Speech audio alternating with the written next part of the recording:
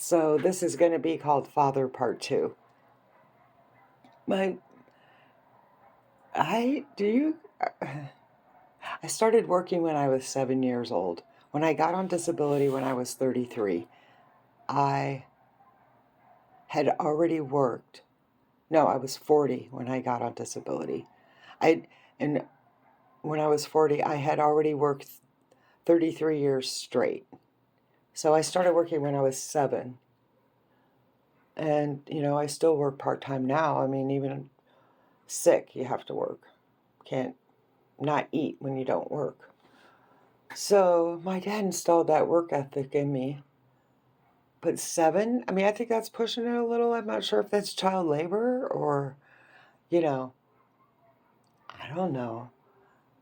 I don't know what went on there. I mean, my work never equaled the pay. Like I had to go to work and earn a little bit of money so I could go to a horse show. Well, the horse show was always way more expensive than my work. I admit that. But still, my dad's 80 and I assume he still goes to work now. Someone left a message for him at his residence and he was at work. So, I mean, I'm not afraid of work. I guess it just depends on the kind of work that I do. I mean, if I was making weapons and items that could kill mass amounts of people, I don't know if I want to work doing that. I mean, I wonder, okay, so you work your whole life making mass, things that can harm mass groups of people, places, and things. And then you don't think your karma's going to come to get you? For every high, there is an equal or greater low. And for every low, there's an equal or greater high. That's science. In the Bible, God said, where darkness is, I'm even greater. Yeah. So, it's just a matter of time. It might not be in my father's generation, but it'll be in my brother's. What did he do and leave for his kids? Look at all the pollution and destruction. You think of that, and what's a positive thing? Even your employees are nothing but slaves. I mean, you pay them what? Minimum wage? Not even a living wage do you pay? And then you have to work overtime? I mean, you're one step above like technical slavery and the human rights violations. And when I go through a sexual harassment class and harassment classes for work, I'm like, I can't believe what my family did to me. And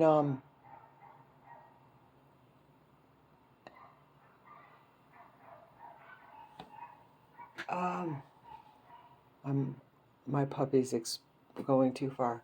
Hey, mister! Mister! Good boy. Good boy. What a champion. Oh my goodness, you're such a good boy. Yes. That's what we like, are good boys. How'd you get wet? All right, so, anyway, I have some other things on my father that I wanted to talk about. I guess it's pertaining to work as well, but we were kids, and I remember we were sitting at the table, me and my brothers and I, my mom and dad. My dad says, okay, thinking of an invention we can make. And if I'm thinking back, that probably would have been around 1972 when we had the economic, had high inflation during that time. And we're worse now, but point being. So my dad obviously was trying to scramble to think of things to make. Vietnam War just ended yet, so they weren't pulling up for Afghanistan yet. Anyway,